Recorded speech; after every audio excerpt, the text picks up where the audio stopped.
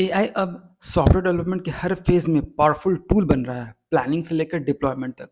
तो पिछले वीडियो में हमने देखा था एजेंटिक एआई के कॉन्टेक्स्ट में एनएलपी क्या होता है, एलएलएम क्या होता है, एजेंटिक एआई इटसेल्फ क्या होता है, मेमोरी टूल्स, एमसीपी, राग, सिक्योरिटी के बारे में पढ़ा था। अगर आपने नहीं देखा है तो आप ज़रूर देखें ताकि आने वाले वीडियोस में आपको कॉन्टेक्स्ट मिल जाए। तो चलिए वापस से आते हैं कि देखते हैं कि कैसे इसे हम यूज़ कर सकते हैं थोड़ा यूज़ केसेस का साथ, और हम कैसे इफ़ेक्टिवली प्लान कर सकते हैं। तो अगर हम सॉफ्टवेयर डेवलपमेंट लाइफ साइकिल की बात करें तो मल्टीपल फेजेस होते हैं, राइट? तो सबसे देखिए पहले प्लानिंग फेज में, तो प्लानिंग फेज में एस्टिमेशंस की बात करें तो AI agent historical velocity data और पास्ट टास्क एनालाइज करके सजेस्ट करते हैं कि न्यू टास्क कंप्लीट करने में कितना एफर्ट लगेगा। ये सिर्फ मैजिक नहीं है, बस स्मार्ट एनालिसिस है प्रीवियस डेटा के हिसाब से। अगर हम वही रिक्वायरमेंट की बात करें तो चैट जीपीटी जैसे एजेंट्स प्रोडक्ट डॉक्यूमेंट्स और मीटिंग नोट्स को रीड करके उसके स्टोरीज और स्ट्रक्चर्ड एपॉक बना देते हैं। कम्युनिकेशन प्लान की बात करें तो प्रोजेक्ट स्कोप और टाइमलाइन के बेसिस पर एआई सजेस्ट करता है कि स्टेक होल्डर अपडेट्स का स्केड्यूल, चैनल और इवन स्टेटस अपडेट लिख देता है। नेक्स्ट हमारा डिज़ाइन फेज़ की बात करें तो डिज़ाइन फेज़ में प्रोटोटाइपिंग की बात करें तो क्विक यूआई मॉकअप और फ्लो डायग्राम जनरेट कर सकते हैं सिर्फ रफ स्पेक्स या प्रॉम्प्ट से ही।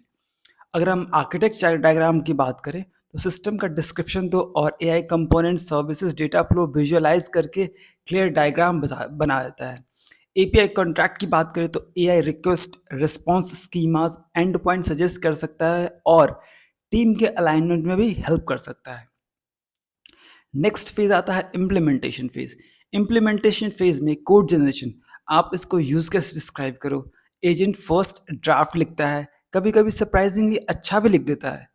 एआई असिस्टेड कोड रिव्यू की बात करते हैं तो पुल रिक्वेस्ट स्कैन करता है, बग फ्लैग कर सकता है, इम्प्रूवमेंट सजेस्ट कर सकता है और नेमिंग कन्वेंशन भी पॉइंट आउट कर सकता है, क्या रखना चाहते हैं, क्या और अच्छा कर सकते हैं।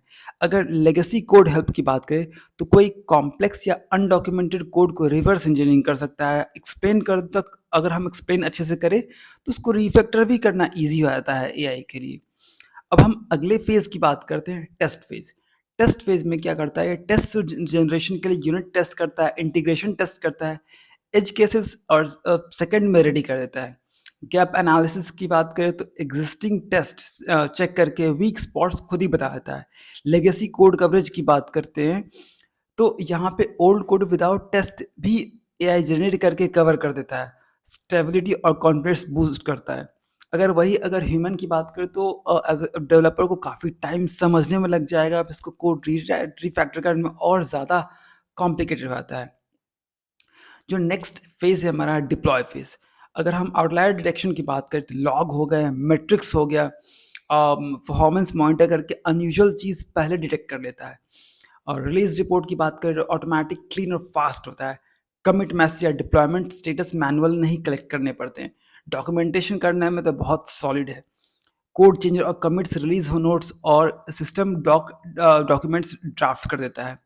अब हम आते हैं फाइनल हमारा मेंटेनेंस फेज की बात करें तो यहाँ पे इंटरनल चैटबॉट में डेवलपर क्वेरीज आंसर करता है, लॉग सर्विस करता है, common trouble shooting guide create कर देता है। एआई स्कैन की बात करते हैं तो vulnerability scan, performance issues, outdated dependency check करता है।